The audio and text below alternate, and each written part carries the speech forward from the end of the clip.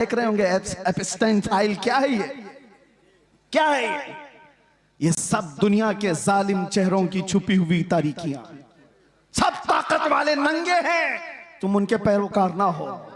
ये सब बड़े बड़े कुर्सियों पर बैठे हुए अंदर के रेपिस्ट हैं, अंदर के जिनाकार हैं, और ये दुनिया को सबक पढ़ाते हैं अमन का, ये दुनिया को सबक पढ़ाते हैं अखलाक का।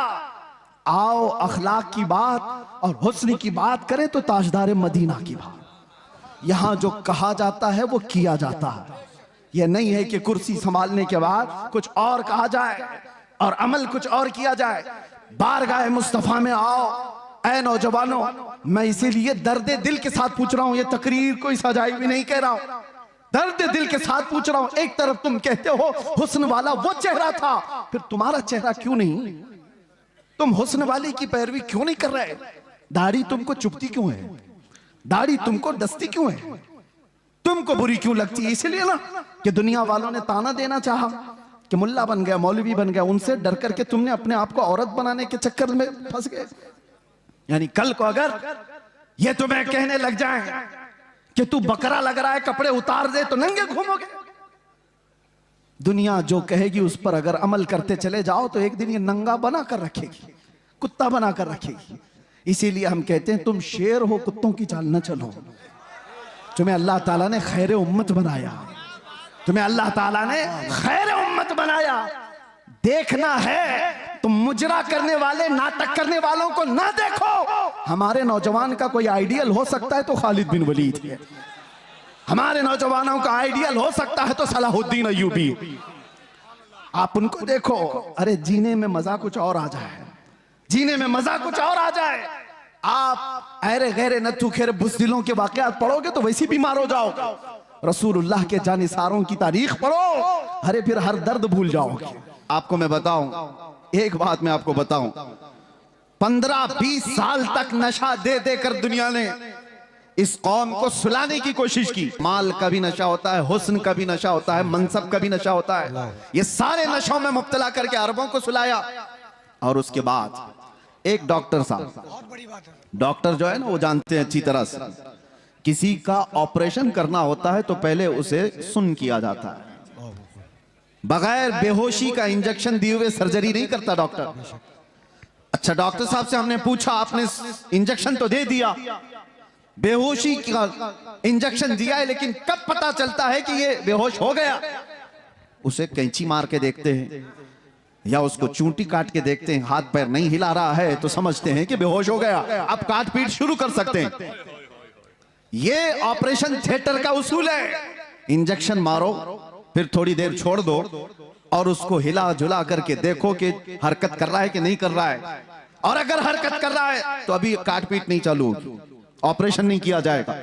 मेरे अजीजों, ये दुनिया इसी तरह सालों नशा में रखती है और उसके बाद चेक करके देखती है कि अभी होश में है या नहीं।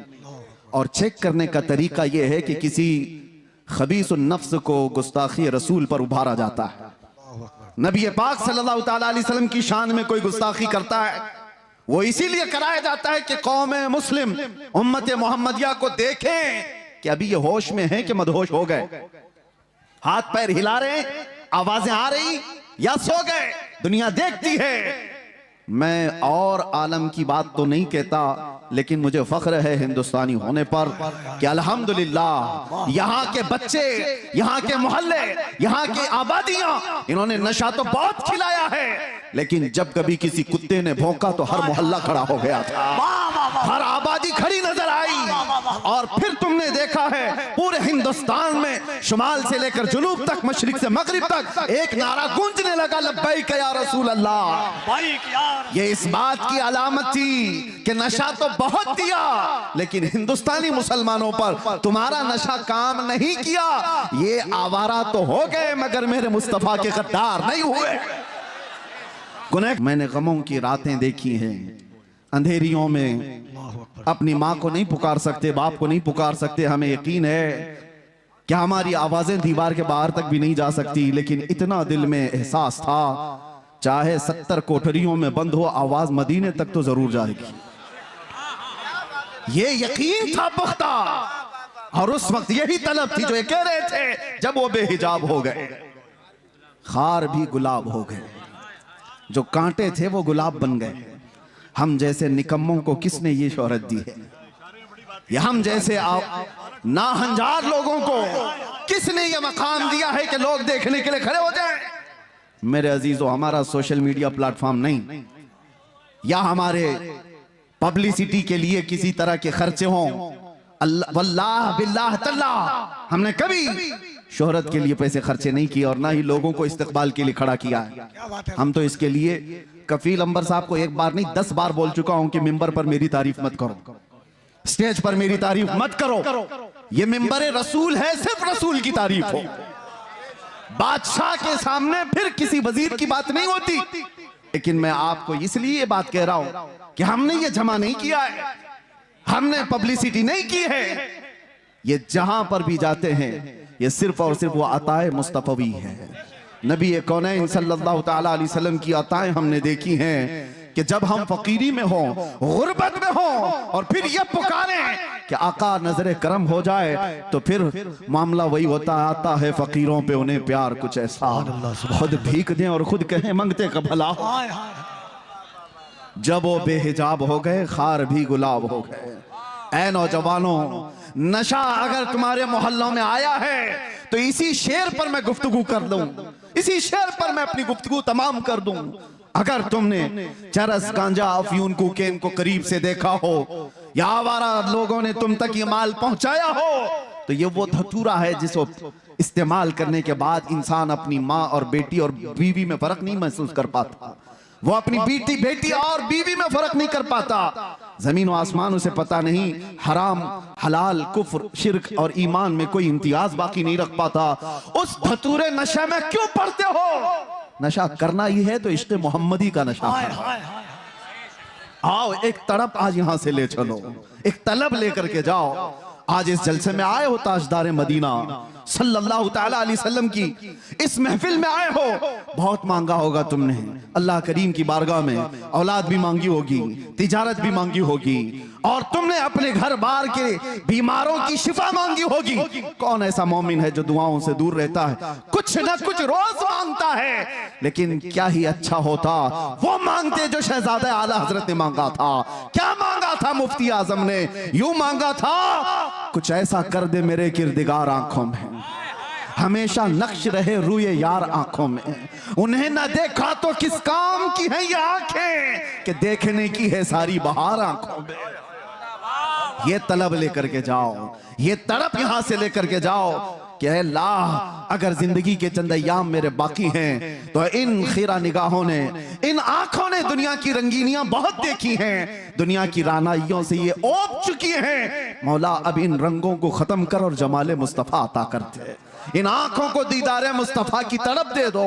मेरे अजीजों, फिर होता यह है कि ये लज्जत ऐसी जिंदगी में तुम्हारे इनकलाब लाती है कि ऐरा गैरा नत्थु खेरा किसी को तुम्हारे आंखों में जचने की हिम्मत भी नहीं होगी, किसी की तरफ तुम्हारी नजरें नहीं उठेगी। दीदारे मुस्तफा की तलब ही ऐसी है कि दो आलम से करती है बेगाना दिल को। अजब चीज है लज्जत आशनाई। और इसी को फाजिल बरेलवी ने कहा था, इमाम इश्क व मोहब्बत की बारगाह में किसी शख्स ने गुलाब लाकर तोहफे में पेश किया। गुलाब, हमें भी गुलाब दिए जाते हैं, लेकिन एक आशिक सादिक कैसा होता है? गुलाब लिया और कहा ये तो वो गुलाब है, सुबह खिलता है शाम में मुरझा जाता है। मैं उस गुलाब से मोहब्बत करता हूं जो कभी नहीं मुरझाता। और फिर गुलाब देख करके कहना शुरू कर दिया, सरताब कदम है तने सुल्तान जमन फूल, लब फूल, दहन फूल, बदन फूल, सकन फूल, वल्लाह जो मिल जाए मेरे गुल का पसीना, मांगे न कभी इत्र न फिर चाहे दुल्हन फूल। क्या बात रजा उस चमनिस्तान करम की, जहरा है कली जिसमें हुसैन और हसन फूल। फूल पर पूरी नात लिख दी।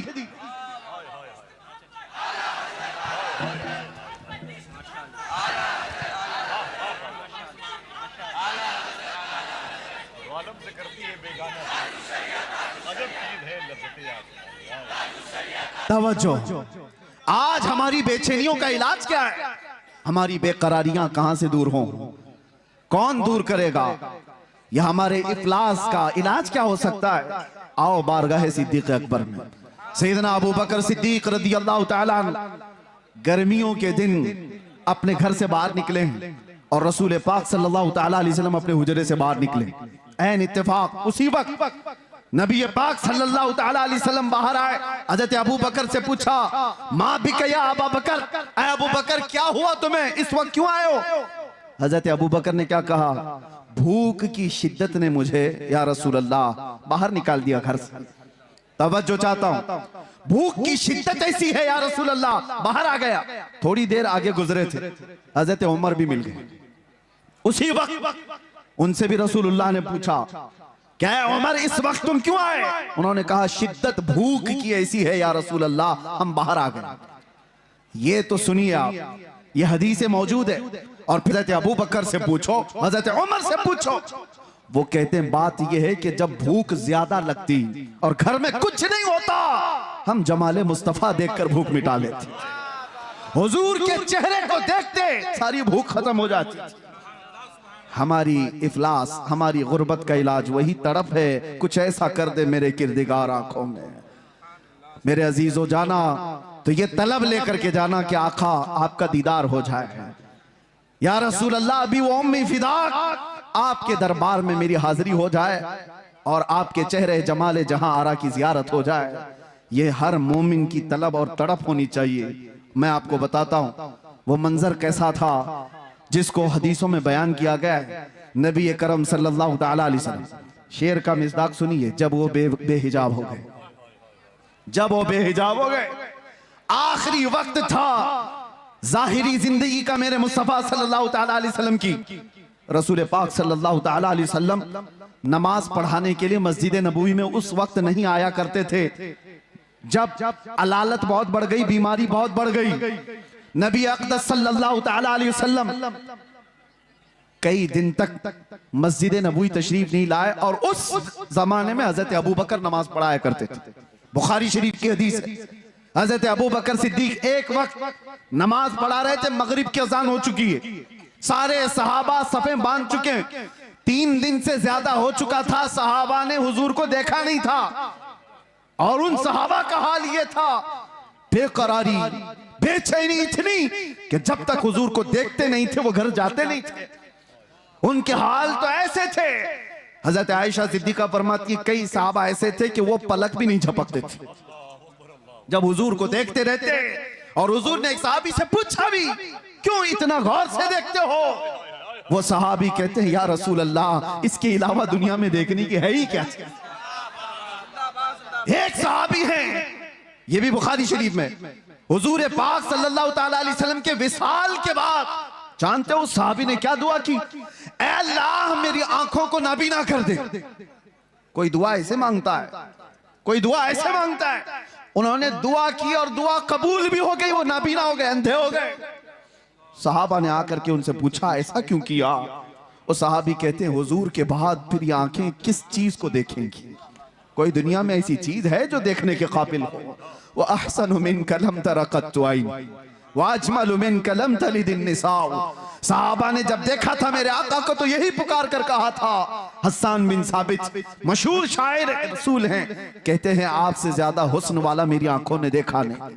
अगर हस्सान बिन साबित को कोई ये कहता, हो सकता है आपने नहीं देखा, आप तो मक्का में रहते हैं, कहीं और होंगे, आपकी आंखों ने नहीं देखा। पहले मिसरे में उन्होंने इतना ही कहा है, वो अहसनु मिनका लम तरा क़त्तु ऐनी, आपसे ज्यादा हुस्न वाला मेरी आंखों ने देखा ही नहीं। सवाल कोई ये कर सकता कि तुम्हारी आंखों ने नहीं देखा तो क्या हुआ, कहीं और होगा? दूसरे मिसरे में जवाब दे दिया, वाजमलु मिनका लम तलिद निसा, हकीकत तो ये है आपसे ज्यादा हुस्न वाला किसी माँ ने जना ही नहीं।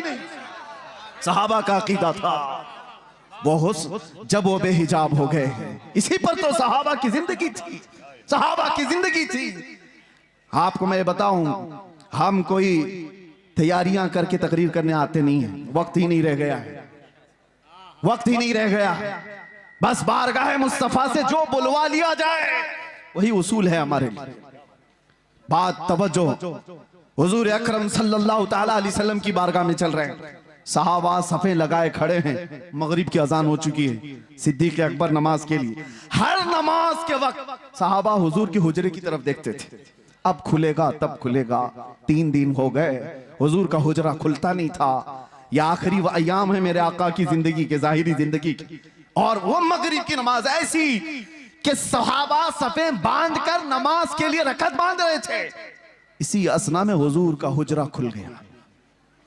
नबी करम सल्लल्लाहु ताला अलैहि वसल्लम का हुजरा खुला, पर्दा हटा, हुजूर अपना चेहरा मुबारक बाहर निकालकर सहाबा की सफ़ें देखने लगे। अल्लाहु अकबर।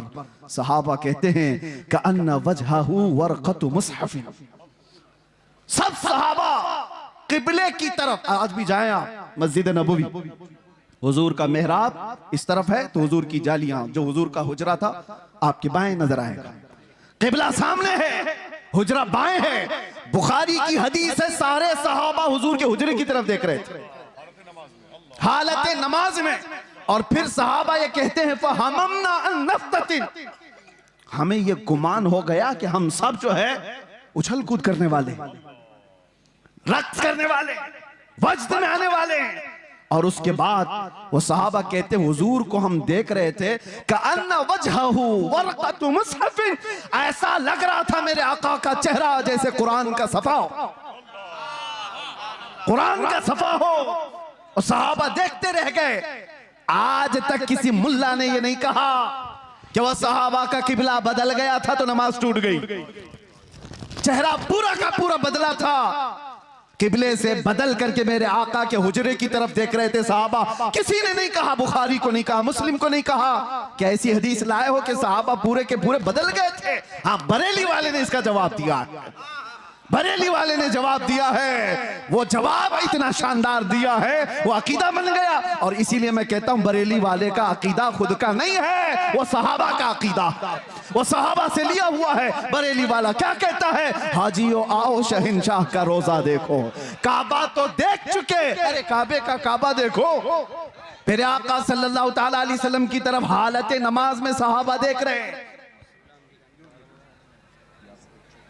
नारे तकबीर, नारे रिसालत, उलमाए अहले सुन्नत, मसलके आला हजरत पीरे तरीक़त हजरत अल्लामा गुलाम रहमानी साहब किबला। आपकी तवज्जो है, हम हुस्न मुस्तफ़ा पे बात कर रहे हैं। और इसीलिए किताब शिफा शरीफ में ये फरमाया गया कि जब यूसुफ अलैहिस्सलाम के जमाने में कहत पड़ गया था, सालों तक गल्ला नहीं आ रहा था और उन्होंने पहले जमा कर लिया था, और वो गल्ला जब तकसीम करते थे, एक बार ऐसा हो गया कि गल्ला खत्म होने को आ गया, अभी 3 महीने बाकी थे फसल आने को। उन्होंने बारगाह रब्बुल इज्जत में अर्ज की कि अब इस पूरी रियाया को गल्ला कैसे तकसीम किया जाए। रब ने हुक्म फरमाया पूरी रियाया के दरमियान जाकर अपना चेहरा खोल दो। और यूसुफ अलैहिस्सलाम मजमे में आकर अपना चेहरा खोलते, उनका हुस्न देखकर लोगों की भूख मिट जाती। ये हुस्न यूसुफ की बात है, ये हुस्न यूसुफ की बात है। और उसके बाद आओ जमाले मुस्तफा की बात। यहां पर मेरे आका सल्लल्लाहु ताला अलैहि वसल्लम को देखकर भूख नहीं मिटती, सिर्फ भूख नहीं मिटती। सहाबा तो कहते हैं हमारी जिंदगी आपके लिए, हमारी औलाद आपके लिए, हमारे माँ बाप आपके लिए, बल्कि कुर्बान होने को हर सर तैयार नजर आता है। भूख मिटाना अपनी जिंदगी की जरूरियात, लेकिन जान देना ये और मामला। हुस्न देखकर जान देने की बात होती। बारगाह मुस्तफा सल्लल्लाहु ताला अलैहि वसल्लम में इमाम आजम अबू हनीफा से एक शख्स ने सवाल किया था कि सुना है एक काफिर की मौत, बदबख्त की मौत जब आती है तो उसकी रूह निकालने का दर्द बहुत ज्यादा होता है, और एक मोमिन साले आशिक मुस्तफा की रूह निकाली जाती है तो सुकून के साथ वो दुनिया से जाता है। क्या इसका इसकी कोई असल है आपके पास? इमाम आजम ने कहा कि जाओ सूरह यूसुफ पढ़ो, समझ में आ जाएगा। वो सूरह यूसुफ पूरा पढ़ के आया, उसमें मौत का कहीं जिक्र ही नहीं। वो आया और कहने लगा कि इसमें तो कहीं ऐसा है नहीं कि बदबख्त की रूह अलग निकाली जाएगी और मोमिन सालेह की रूह अलग निकाली जाएगी। कहा फिर पढ़ कर क्या? फिर पढ़ कर क्या आया? कहीं जिक्र नहीं है। आपने पूछा फिर पढ़ा क्या? उसने कहा यूसुफ और जुलेखा का वाकया पढ़ा। पूरा यूसुफ और जुलेखा का वाकया पढ़ा। कहा क्या वाकया पढ़ा? कहा यूसुफ अलैहिस्सलाम बड़े हसीन थे और जुलेखा उन पर फिदा हो गई थी। औरतें जब ताना देने लगी शहर की, जुलेखा ने एक दावत की और उसमें औरतों को बुलाया और सबके हाथों में एक तेज चाकू दिया और लीमू दिया और फिर यूसुफ को बुलाया और सब औरतों से कहा लीमू काट दो। औरतों के हाथों से लीमू गिर गया, 4 उंगलियां कट गई। ये वाकया कुरान में है। फलम्मा समिअत बिमकरिहिन्न अरसलत इलैहिन्न व अअतदत लहुन्न मुत्तकअन व आतत कुल्ल वाहिदतिन मिनहुन्न सिक्कीना व क़ालत इखरुज अलैहिन्न फलम्मा रअयनहु अकबरनहु व क़त्तअन अयदियहुन्न व क़ुलना हाशा लिल्लाहि मा हाज़ा बशरा व क़ुलना हाशा लिल्लाह। ये औरतों का वाकया कुरान में मौजूद है। सुना है आपने यूसुफ और जुलेखा का वाकया? इमाम आज़म ने कहा अच्छा ये तो पढ़ लिया तुमने। और औरत ऐसी जात है, काटना तो दूर की बात, अगर उसको चूंटी भी लग जाए तो वो उछल कूद करती है। अरे वो कॉकरोच से डरने वाली, वो छिपकली से भागने वाली, आधा हाथ काट ले ऐसा कैसे हो सकता है? औरत आधा हाथ काट ले ये होगा नहीं। तो उसने कहा बात दरअसल ये है वो काटी नहीं है, कट गई है। काट तो नहीं सकती, कट गई। कैसे कटी? कहा हुस्न यूसुफ में ऐसी मशगूल थी कि कट गई, पता नहीं चला।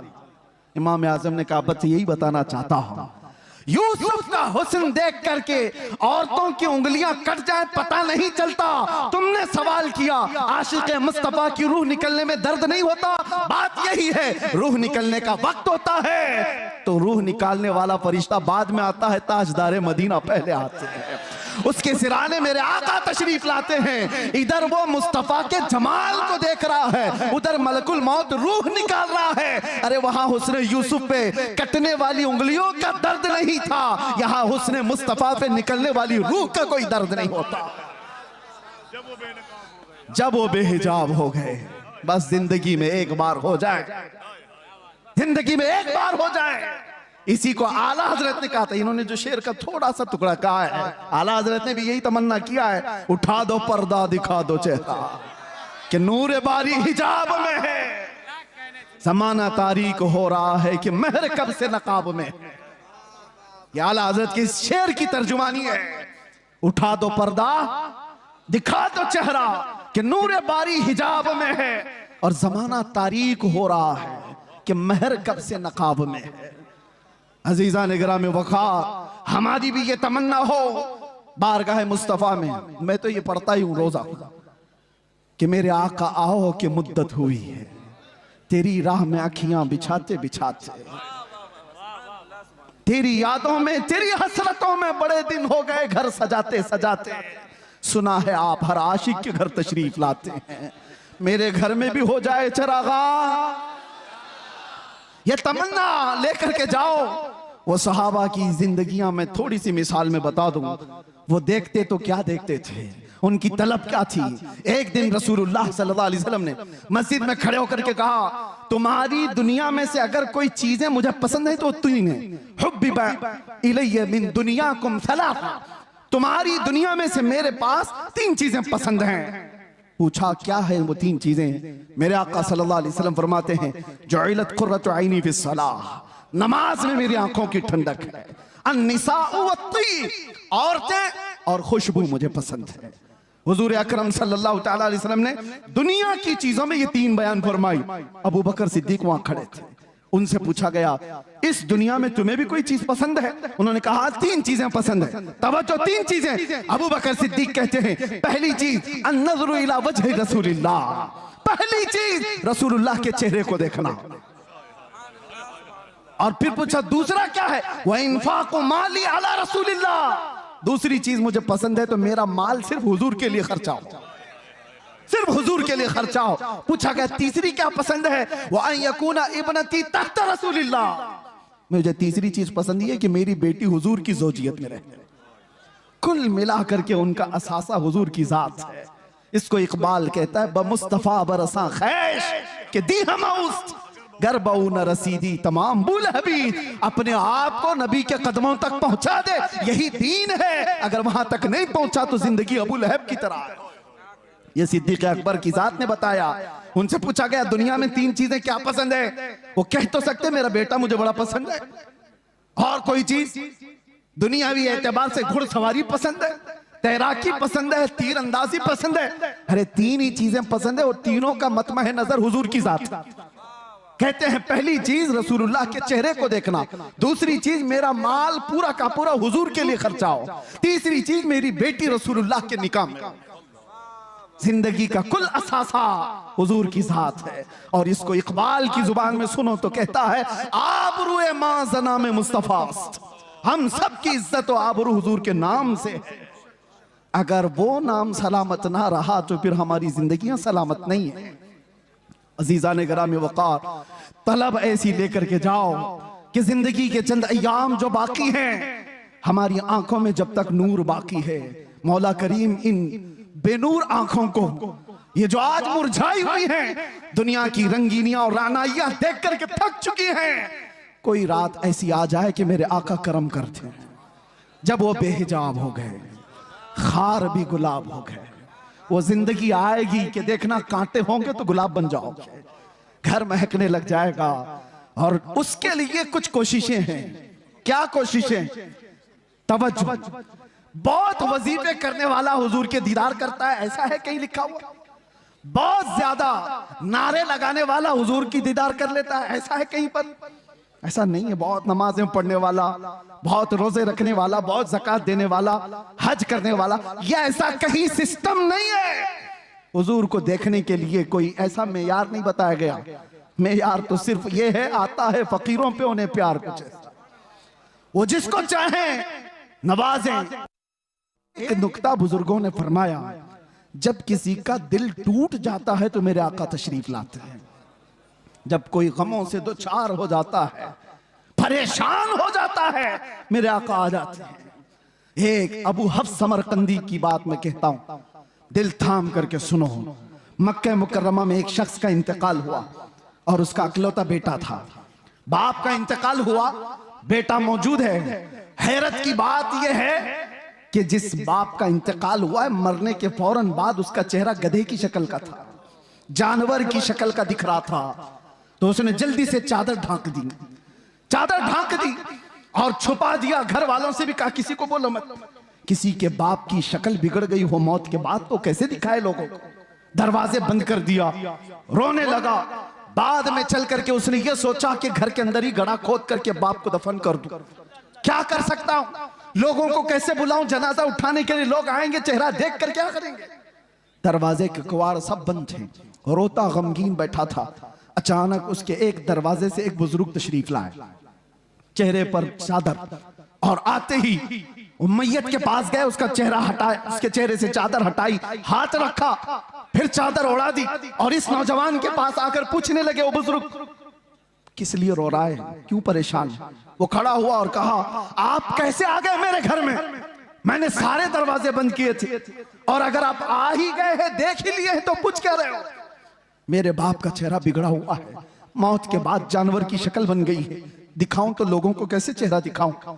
आने वाले शख्स बुजुर्ग ने कहा, कुछ भी तो नहीं हुआ तेरे बाप के चेहरे को, जा देख तो सही।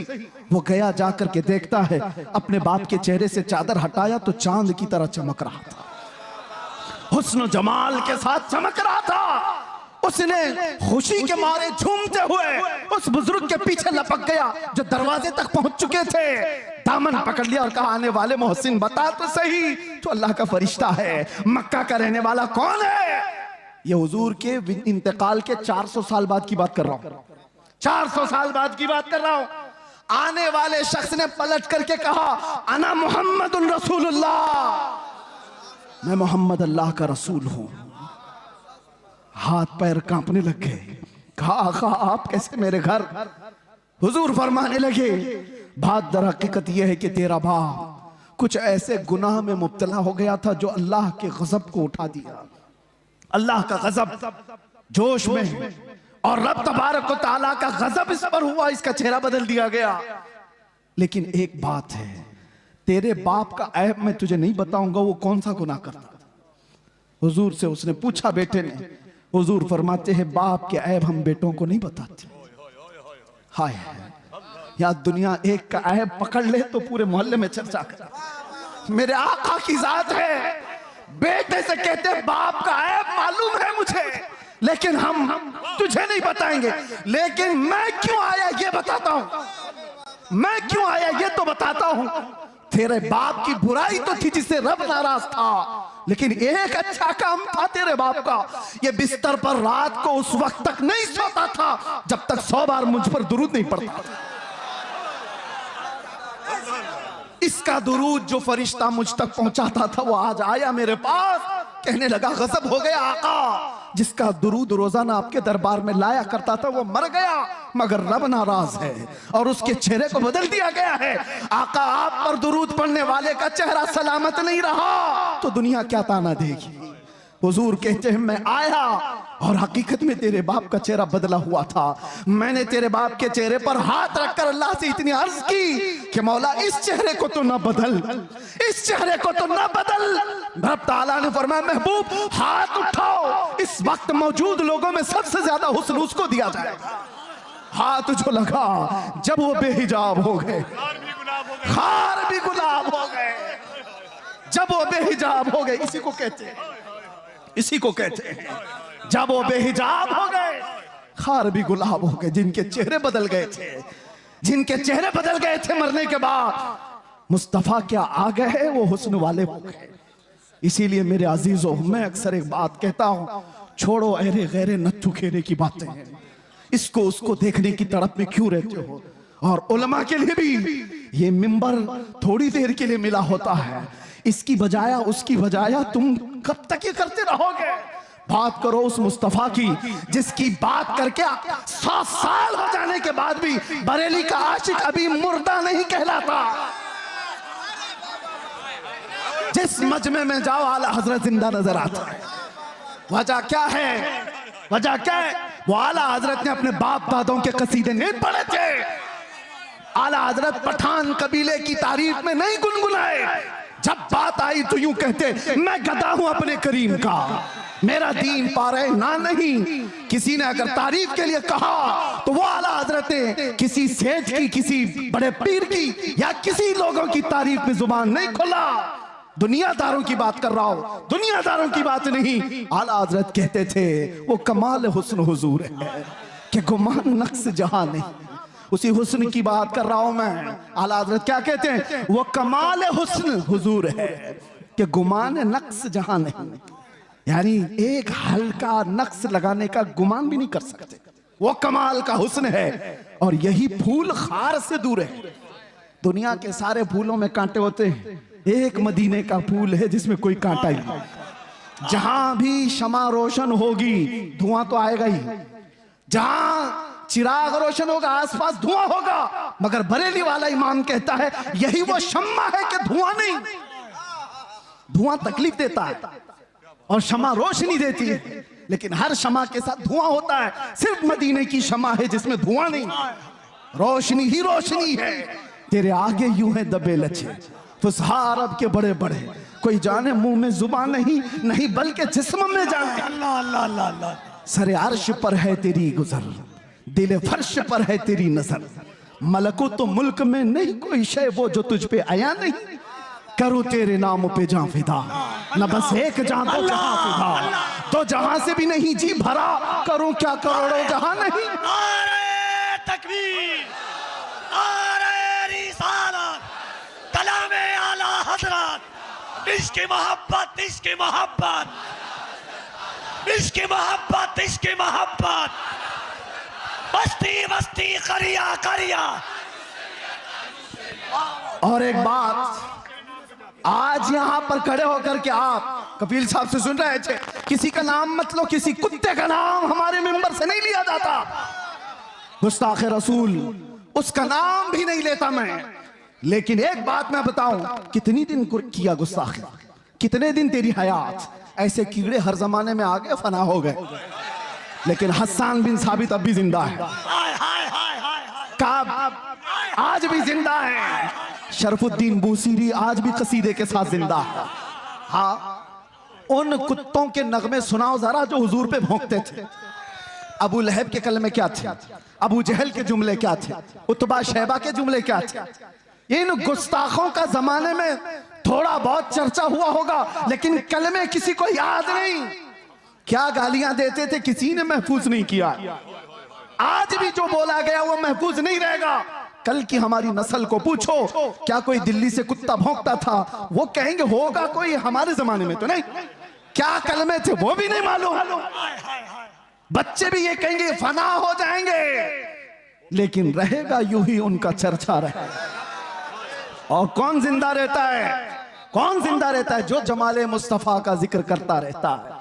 जो डूब गया वो जिंदा है। आज मैं बताऊं आपको, सादी शिराजी और हाफिज शिराजी, सादु और शरफुद्दीन बूसीरी, ये वो लोग हैं जो अपने कलाम के साथ जिंदा है। अरे पढ़ो आज तो आज भी वजद आता है। मुहम्मदुन सय्यिदुल कौनैनि वस्सक़लैन वल फरीक़ैन मिन उर्ब व मिन अजमी, नबियुल आमिरुन नाही फला अहदुन अबर रफी क़ौलि ला मिनहु वला नअमी, हुवल हबीबुल लज़ी तुरजा शफ़ाअतुहु लिकुल्लि हौलिन मिनल अहवालि मुक़्तहिमी, दआ इला अल्लाहि फल मुस्तमसिकून बिही मुस्तमसिकून बिहब्लिन गैर मुनफ़सिमी, या अक्रमल खल्क़ि माली मन अलूज़ु बिही सिवाका इंद हुलूलिल हादिसिल अममी, वलन यज़ीक़ रसूलल्लाहि जाहु कभी इज़ल करीम तजल्ला बिस्मि मुंतक़िमी, फ़इन्न मिन जूदिका दुनिया व ज़र्रतहा व मिन उलूमिका इल्मल लौहि वल क़लमी, या नफ्सु ला तक़नती मिन ज़ल्लतिन अज़ुमत इन्नल कबाइर फ़िल ग़ुफ़रानि कल्लममी, लअल्ल रहमत रब्बी हीन यक़सिमुहा तअती अला हसबिल इस्यानि फ़िल क़िसमी, या रब्बी वजअल रजा गैर मुनाकिसिन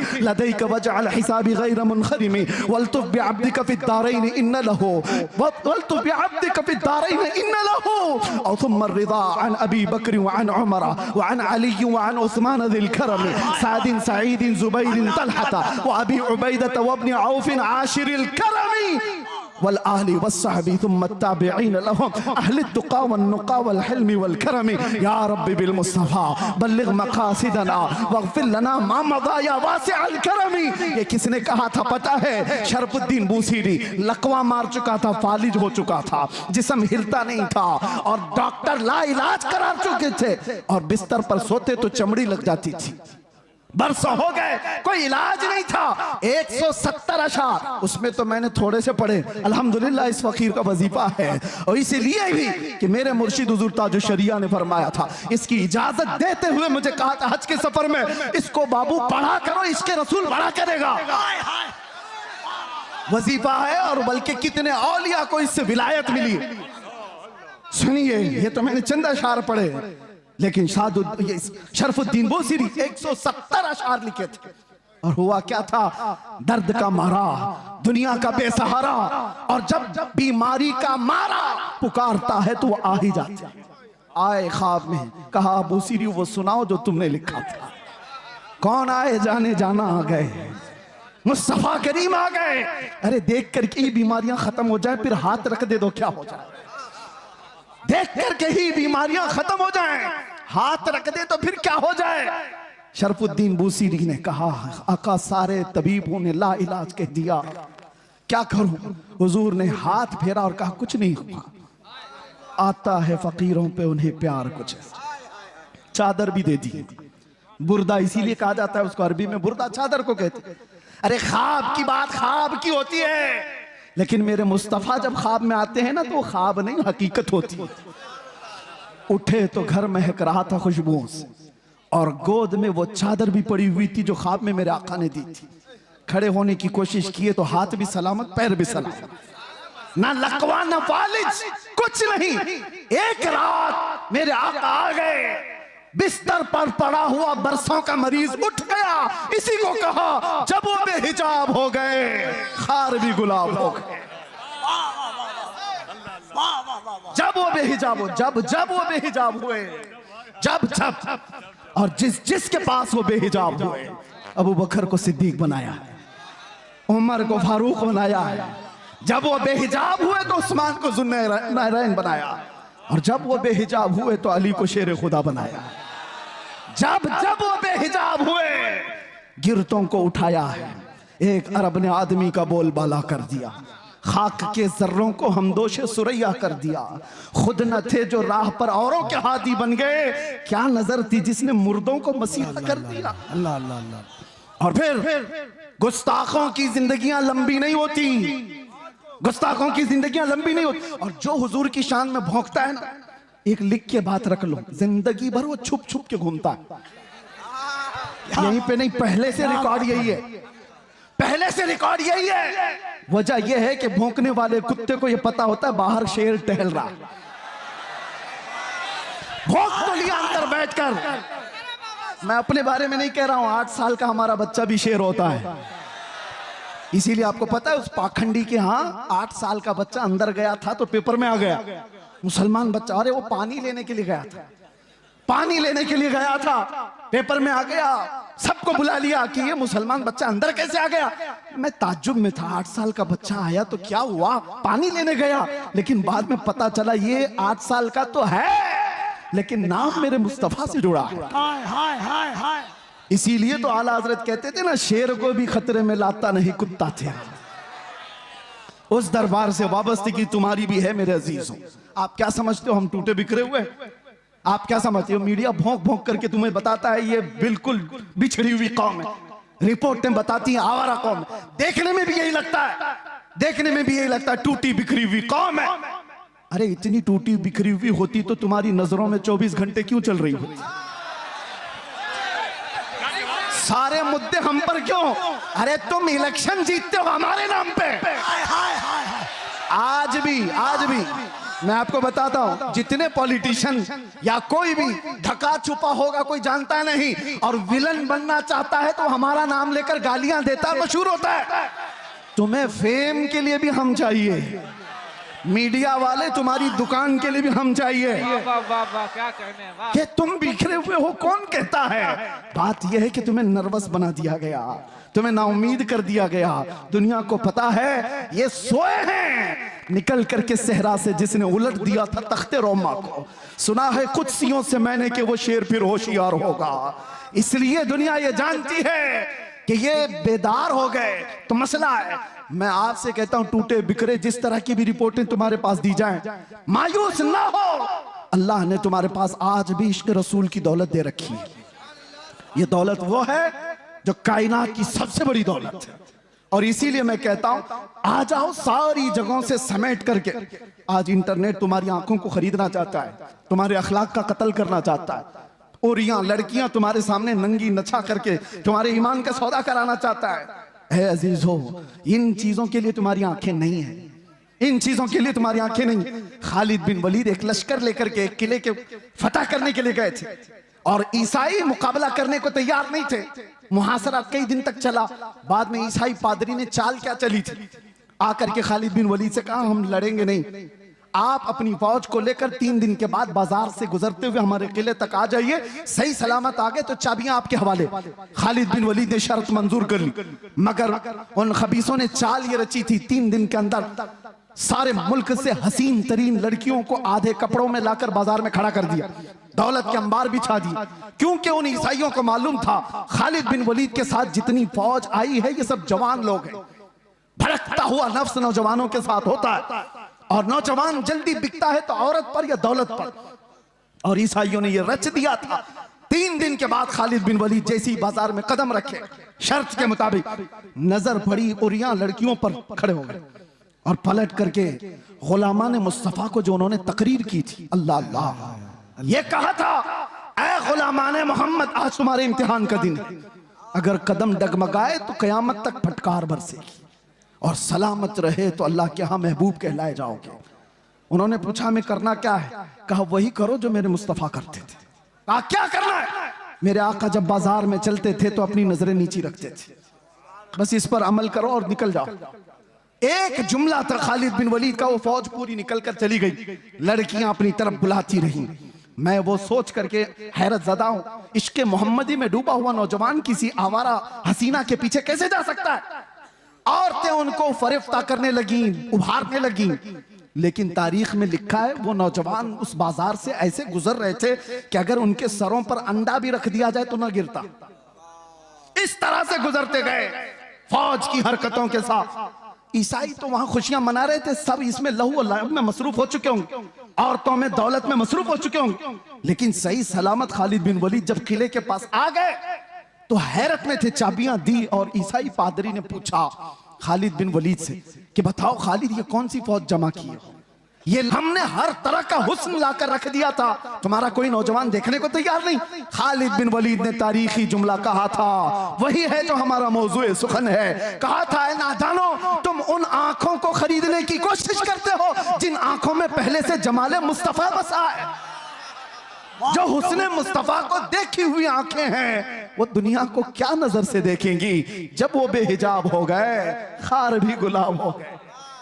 आज़म की दुआ याद रखो, कुछ ऐसा कर दे मेरे किरदगार आंखों में, हमेशा नक्श रहे रूए यार आंखों में। उन्हें न देखा तो किस काम की है ये आंखें, कि देखने की है सारी बहार आंखों में। और सुनो एक आशिक सादिक की तमन्ना, अरे कब्र में जाने के बाद मुनकर नकीर हर एक से सवाल करेंगे, झिझोड़ कर उठाएंगे, पूछेंगे बताइए सवालात के जवाब। लेकिन मुफ्ती आजम कहते हैं, फरिश्ते जो पूछे कब्र में किसकी उम्मत हो, क्या कहते हो जवाब में, क्या कहेंगे? फरिश्ते जो पूछे कब्र में किसकी उम्मत हो, वो कहते हैं लो देख लो कि है तस्वीर यार आंखों में, लो देख लो कि है तस्वीर यार आंखों में।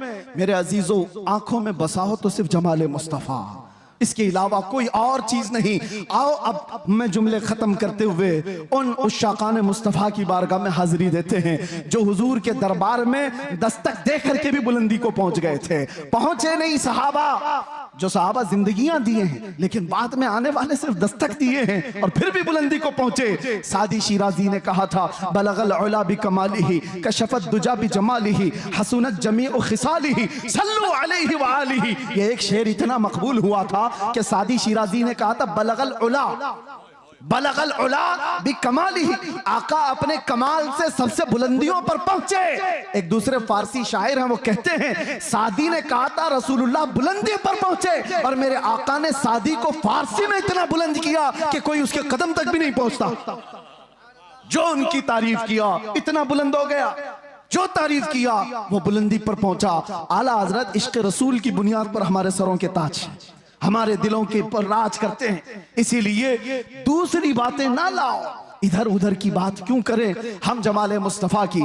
हजरत जाबिर बिन समुरा कहते हैं, एक दिन 14वीं की रात थी, मैं घर से निकला, मस्जिद नबवी के पास आया, अचानक देखा मेरे आका हुजरे से बाहर निकल रहे हैं। सुर्ख धारीदार जुब्बा था और उस पर चमकता हुआ गुलाब जैसा चेहरा था। फिर क्या, जाबिर बिन समुरा कहते हैं, एक बार मैं हुजूर के चेहरे को देखता था, फिर चांद को देखता था, फिर हुजूर को देखता था, फिर चांद को देखता था, और ये सोचता था कि चांद ज्यादा हुस्न वाला है या हुजूर का चेहरा ज्यादा हुस्न वाला है। ये बरेलवियों की बात नहीं कह रहा हूं, सहाबी रसूल की बात कर रहा हूं। या आज जो ताना देते हो कि ये बरेलवी, इस तरह के बरेलवियों की बात ही वो है जो सहाबा की बात, सहाबी रसूल की बात कर रहा हूं। सहाबी रसूल कहते हैं, मैं चांद भी देख रहा था, हुजूर का चेहरा भी देख रहा था। बार बार इधर उधर करने के बाद मैंने पूछा दिल से, बता हुस्न वाला ज्यादा कौन है? तो उनकी जुबान से जो जुमले निकले, शायर कहता है अपनी तर्जुमानी करते हुए, अरे चांद से तशबीह देना ये भी क्या इंसाफ है, चांद से तशबीह देना ये भी क्या इंसाफ है। चांद में तो दाग है, हुजूर का चेहरा साफ है।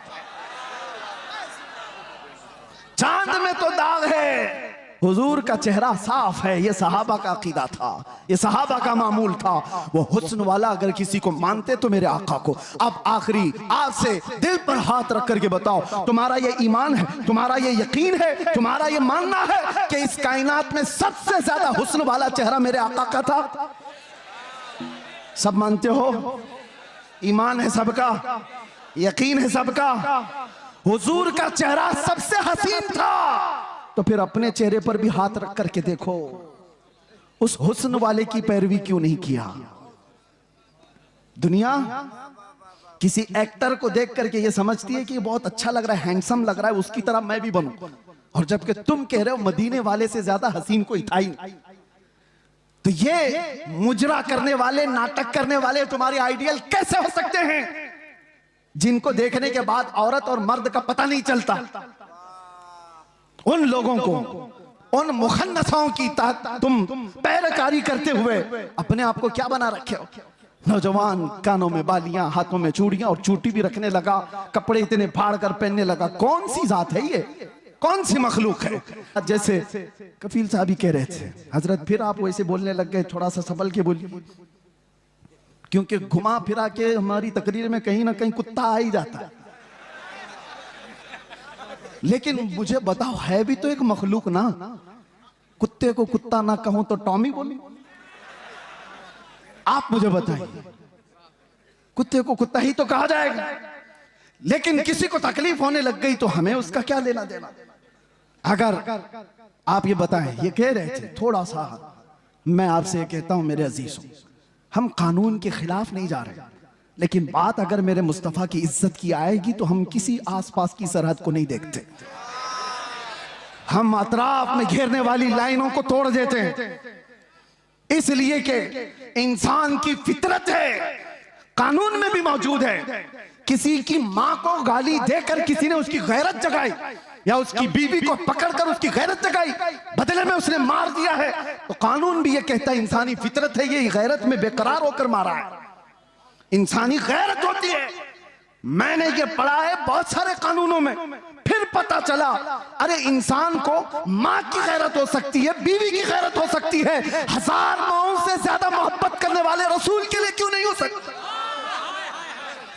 हमारी गैरत रसूलुल्लाह के लिए क्यों नहीं हो सकती?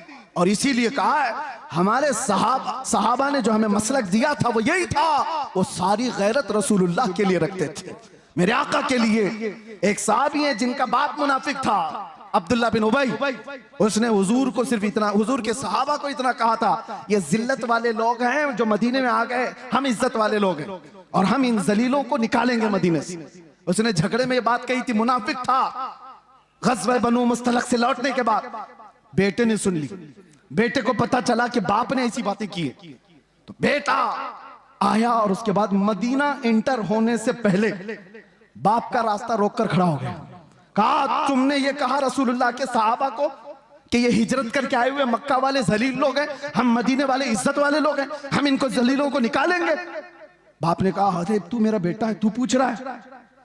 हाँ पूछूंगा, इसलिए कि अब तू मेरे बाप की मंजिल पर नहीं, गुस्ताखे सहाबा की मंजिल पे, रसूलुल्लाह के जानिसारों की गुस्ताखी।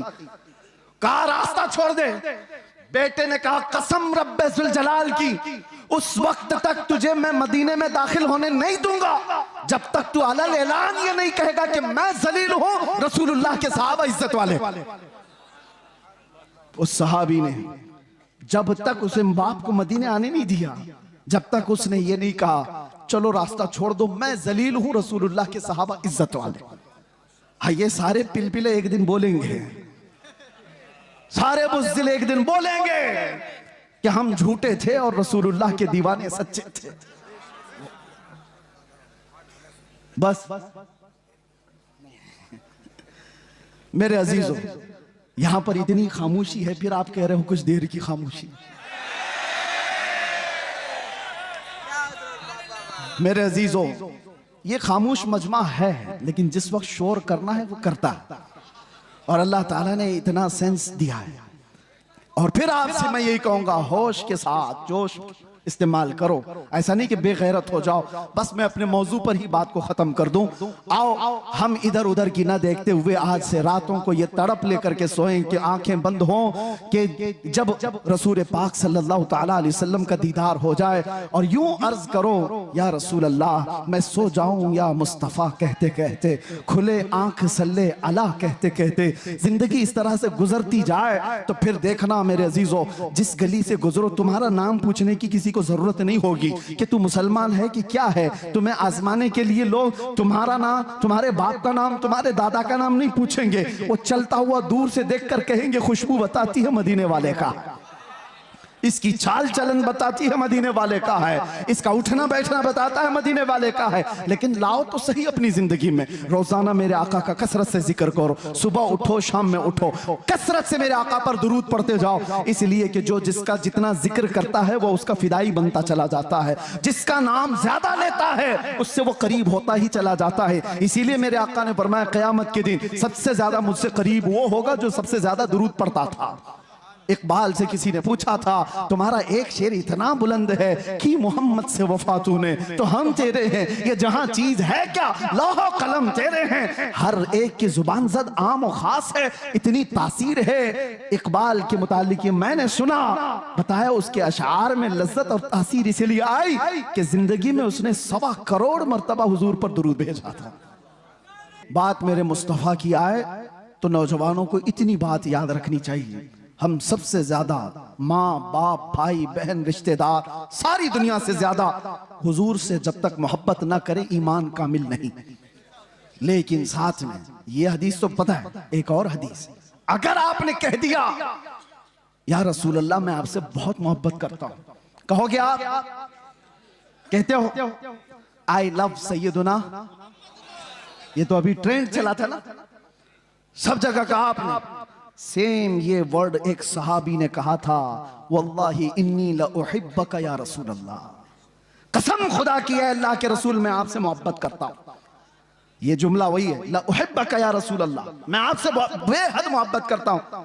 हुजूर ने क्या कहा, उन्जुर माजा तकूल, सोच के बोल क्या कह रहा है। समझ रहे हैं, अभी आपने कह तो दिया हम हुजूर से मोहब्बत करते हैं, मगर हुजूर कहते हैं सोच के बोल क्या कह रहा है। फिर उन्होंने वही जुमला कहा, कसम खुदा की है अल्लाह के नबी मैं आपसे बहुत मोहब्बत करता हूं। हुजूर फिर फरमाते हैं उन्जुर मादा तकूल, सोच क्या बोल रहा है। 3 बार उस सहाबी ने कहा तो मेरे आका जानते हो क्या कहते, हुजूर फरमाते हैं अगर तू अपनी बात में सच्चा है तो इंतजार कर, मुसीबतें इतनी तेजी से आएंगी जैसे पहाड़ से पानी आता है। हाँ, मोहब्बत रसूल का दावा करना सिर्फ हलवा पराठा खाने का नाम नहीं, बैठ कर नारे लगाने का नाम नहीं, ये शहादत गहे उल्फत में है कदम रखना। लोग आसान समझते हैं मुसलमान होना, हाँ तुम्हें इन तमाम मराहिल से गुजारा जाएगा। उलमा भी इस चीज के लिए तैयार रहे कि हमने हुजूर के नाम पर रोटियां बहुत खाई, इज्जतें बहुत कमाई, जो कुछ भी मिला है मेरे आका के नाम पर मिला है। लोग मेरी जो तारीफ कर रहे मौलाना कि जेल काट करके आ गए हुजूर के नाम पर, इज्जत रसूल के नाम पर, ये कुछ नहीं था, उशरे अशीर भी नहीं कहा जा सकता। वो अइम्मा इज़ाम है।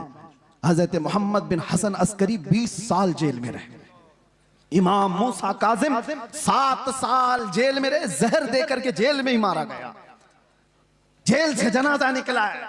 इमाम अहमद बिन हंबल ने 300 कोड़े खाए जिससे रीढ़ की हड्डी झुक गई। उन्होंने मोहब्बत मुस्तफा में ये सब बर्दाश्त किए। फिर आज हम ये कहते हैं मसलहत का पर्दा देखो, हिकमत की चादर में छुपे रहो। मैं पूछता हूं, मैं जो बात कहने जा रहा था बीच में डिस्कनेक्ट हुई, एक सवाल मुझे बताओ, आज मुझे भी नसीहत करो, मेरे भी बच्चे हैं छोटे से, मेरा भी घर बार है, मेरे भी रिश्तेदार, मेरी माँ है, भाई बहन है, सबको दर्द होता है। लेकिन जो लोग नसीहत करते हैं कि बच्चों का ख्याल करो, घर का ख्याल रखो, बीवी बच्चों का, माँ बहनों का ख्याल रखो, उनके आंसू से देखो, मैं पूछता हूं वो बद्र में जाने वाले सहाबा के क्या बच्चे नहीं थे? उहद में मेरे आका के साथ जाने वालों की बहनें नहीं थी? उनका खानदान नहीं था? सबका खानदान था, बल्कि था तो ऐसा था, एक जवान शहीद होकर गिर गया उहद के मैदान में, मदीने की खातून दौड़ती हुई आई हुजूर की बारगाह में, कहा सुना है मेरा जवान शहीद हो गया, अगर आप इजाजत दें तो उसकी लाश देखूं, एक बेटा मरा है, आप इजाजत दें तो मैं उसकी लाश देखूं। कहा जा इजाजत से। वो आती है तो जानते हो, उस नौजवान का जुब्बा उठाकर के पीठ पे हाथ फेरती है और उसके बाद फिर पलटाती है लाश और सजदे में गिर जाती। देखने वाले सहाबा ने पूछा, माई क्या कर रही हो शहीद बच्चे के साथ? सुनो तवज्जो के साथ जो कहते हैं, घर बार भी देखो। वो खातून कहती है, जब मेरा लाल निकल रहा था मैंने इसे नसीहत की थी कि बेटा अगर हुजूर पर कोई सख्ती आ जाए, जंग भारी पड़ जाए तो पीठ फेर कर भागना मत, अगर भागते हुए मारा गया तो मैं अपना दूध भी माफ नहीं करूंगी। मां ने कहा था हुजूर को छोड़ करके जाते हुए मारा गया तो मैं दूध नहीं माफ करूंगी। और फिर मुझे पता चला उहद के मैदान में जंग सख्त हो गई थी, लोगों के पांव उखड़ गए थे, कुफार गालिब आ गए थे। मेरा दिल डोलने लगा, कहीं मेरा बच्चा भागा हुआ तो नहीं हुजूर को छोड़कर। मैं दौड़ती हुई आई, रास्ते में किसी ने कहा नहीं शहीद हो गया है। फिर बेचैनी बढ़ी, भागते हुए तो नहीं मरा। भागते हुए तो नहीं मरा, मैदान में सिर्फ मुझे यही देखना था कि हुजूर को छोड़कर भागते हुए तो नहीं मरा था। आकर के मैंने लाश को पलटकर पहले उसकी पीठ पर हाथ फेरकर इसीलिए देखा कि पीछे से तीर तो नहीं लगे। अल्लाह का शुक्र बजा लाते मैं सजदा कर गई, इसलिए कि मेरा बेटा मरा है, सारे जख्म सीने पर लेकर मरा है। ये दो आलम से करती है बेगाना दिल को, अजब चीज है लज्जत आशनाई। लोग ये कहते हैं हम मसलहतें और हिकमतें क्यों नहीं देखें। जरूर अल्लाह ने फरमाया तदबीर करो, लेकिन जब मेरे मुस्तफा की बात आए तो सहाबा भी तो आइडियल है। बताओ मुझे कहने वालों मेरी जिंदगी की क्या वकात, मैं कौन सा अहम आदमी हूं जो बच जाऊं तो लोगों का भला हो। मैं ये कहता हूं 1000 दर्जे बेहतर थे रसूलुल्लाह के नवासे इमाम हुसैन। उनका जीना पूरी उम्मत के लिए कितनी बड़ी नेमत, कितना बड़ा कमाल था, मगर उन्होंने जिंदगी बचाने की कोशिश नहीं की, मेरे मुस्तफा के दीन बचाने की कोशिश। जब वक्त पड़े नौजवानों समझौते में ना जाओ, कल क़यामत के दिन तुमसे भी पूछा जाएगा। तुम जिसके हुस्न के दिलदादा थे, मोहल्लों में बैठ करके नारे लगाते थे, आका की बारगाह में जब भी मदीने जाता हूं तो रोना आता है इस बात को लेकर के कि कहीं मैं सलाम करूं और ये ना पूछा जाए उस जगह से आ रहा है तू जहां से रोज मुझे गालियां दी जाती है। डर लगता है आज भी, इसीलिए हमारे जज्बात बेकाबू होते, इसलिए हम ज्यादा बोलते हैं, तल्ख लहजे में इसीलिए बोलते हैं, सख्त लहजे में इसीलिए बोलते हैं। बारगाह मुस्तफा में जाने के बाद शर्म से पानी पानी होते हैं, क्या कहें। हकीकत बात है मेरे अजीजों, हमने कोई दिफा नहीं किया, कोई मुसीबतें नहीं उठाई, बहुत मिठाइयां खाई, बहुत अच्छे खाने खाए हैं, अच्छी जगहों पर रहे हैं। उनके बाद पर जिन्होंने तकालीफ उठाई वो सहाबा का मामला था, वो सहाबा का मामला था। उनको कुरान ने यूं ही नहीं कहा रज़ियल्लाहु अन्हुम व रज़ू अन्हु। हजरत अबू हुरैरा कहते हैं एक जंग में हम ऐसे गए थे हुजूर के साथ कि हमारे पैरों के पूरे नाखून उखड़ गए थे, पैरों में हमने कपड़े बांधे थे, ग़ज़वा ज़ातुर रिक़ा उसको कहा जाता है, पैरों के अंदर पूरे नाखून उखड़ गए थे। उस वक्त हुजूर ने पूछा था जो जाना चाहे पीछे जा सकता है। सहाबा ने जोश में कहा था आका आप तो यहां तक लाए, मुल्क यमन तक भी आप ले जाए, हम पीछे पलट कर नहीं देखेंगे, पीछे पलट कर नहीं देखेंगे। वो सहाबा थे जो मेरे आका के लिए जीते थे, उनका जीना मरना सब कुछ रसूलुल्लाह के लिए था। और फिर उन्होंने ये ऐलान किया था आका की बारगाह में कि आ या रसूल अल्लाह। एक साहबी उनके हाथ की नस कट गई और खून बहता हुआ हुजूर के जिस्म पर आया था, हुजूर के जिस्म पर। और जब हुजूर पाक सल्लल्लाहु अलैहि वसल्लम उनके हाथ पर हाथ रखकर पट्टी करने लगे, अरे दर्द के मारे तलवार का जख्म खाया हुआ आदमी बिलबिलाता है, वो मुस्कुरा रहे थे, जंगे खंदक में मुस्कुरा रहे थे। हुजूर ने देखा और कहा क्यों मुस्कुराते हो।